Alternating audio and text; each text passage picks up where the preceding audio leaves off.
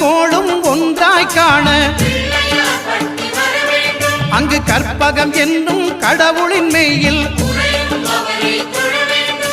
சூரியன் முதலாய் 9 கிரகமும் பலவித குணங்களை கொண்டிருக்கும் எங்கள் கற்பக தருவில் அவை வரும்போது ஒன்றாய் சேர்ந்து பலனளிக்கும்.